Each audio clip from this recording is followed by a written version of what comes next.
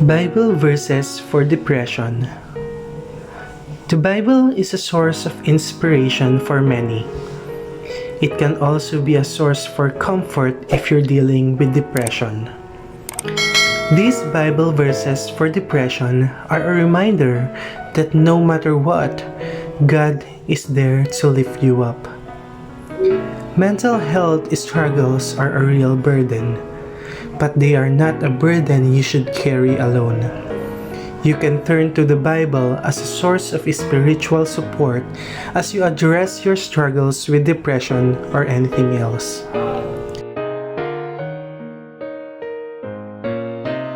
Number 1. Deuteronomy chapter 31 verse 8. The Lord Himself goes before you and will be with you. He will never leave you nor forsake you. Do not be afraid. Do not be discouraged. Here's the good news about this verse. While depression can make you feel lonely, God is still there with you, and He is not going anywhere. Number 2. Philippians chapter 4 verse 13. I can do all things through Christ who strengthens me.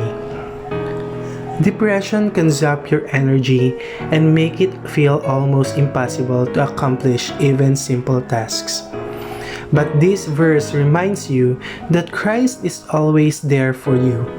Through Him, you can find the will to get through even the darkest times. Number 3. John chapter 16 verse 33. I have told you these things so that in me you may have peace. In this world you will have trouble, but take heart, I have overcome the world. Jesus knows that you will experience difficult times. These comforting words can be a source of strength as you reflect on His love for all of us.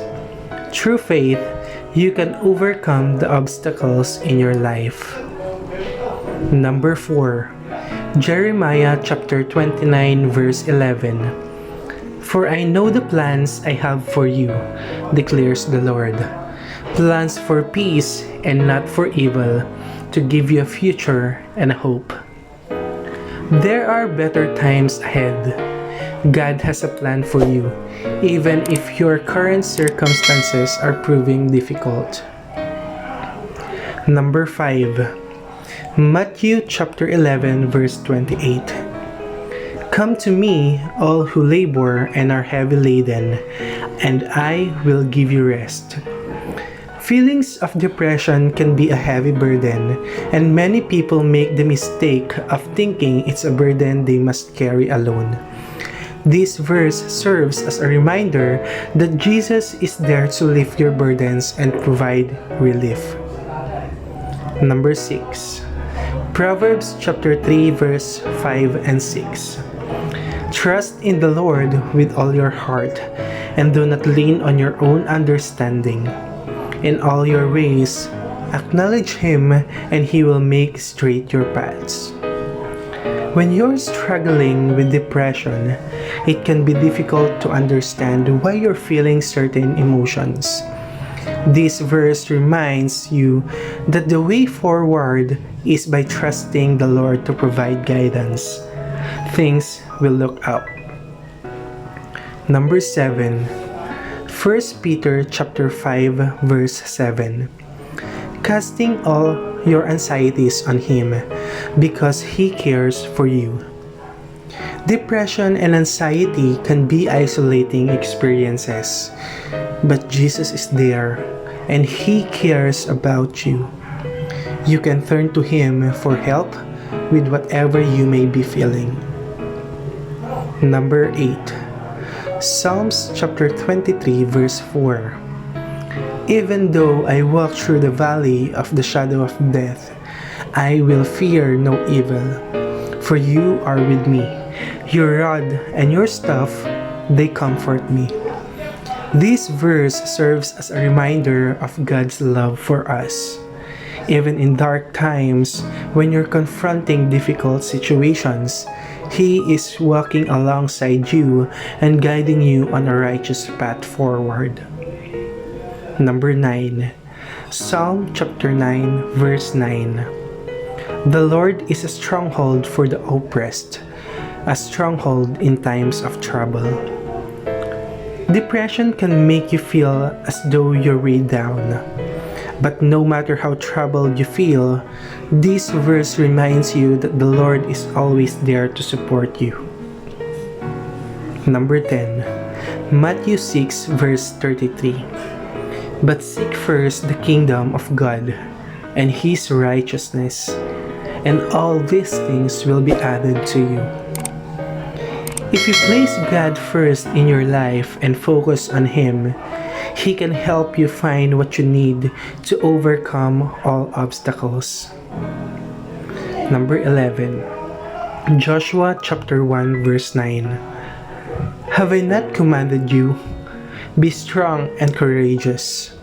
Do not be frightened, and do not be dismayed, for the Lord your God is with you wherever you go. Through previous struggles in your life, God has always been there. Even if you're struggling with depression and other mental health concerns, God will continue to be by your side. This verse can empower you, and it reminds you that you are not alone. Number 12. Psalms chapter 40, verses 1 and 2. I waited patiently for the Lord. He inclined to me and heard my cry. He drew me up from the pit of destruction, out of the miry bog, and set my feet upon a rock, making my steps secure. The vivid imagery in this verse is especially relevant for those dealing with depression. It truly can feel like you're in a pit sometimes. Through faith in God, you can find stability once again. Number 13. Fear not, for I am with you. Be not dismayed, for I am your God. I will strengthen you. I will help you. I will uphold you with my righteous right hand. Dealing with depression can be scary, but this verse reminds you that with God on your side, there's nothing to fear. You'll find the strength you need to weather the storm by placing your trust in Him. Number 14. Psalms chapter 34, verse 18. The Lord is near to the brokenhearted and saves the crushed in spirit. Even when you are in low spirits, God still loves you. Number 15 and the last. Philippians chapter 4, verse 8. Finally, brothers and sisters, whatever is true, whatever is noble, whatever is right, whatever is pure, whatever is lovely, whatever is admirable, if anything is excellent or praiseworthy, think about such things. Although there may be difficult or dark times, taking time to be grateful and reflect on things that are good can lift your spirits. So these are the verses that I think would help you turn your depression to happiness. And I hope these verses help you and encourage you to turn your life to God. That's all. May God bless you, and to God be all the glory.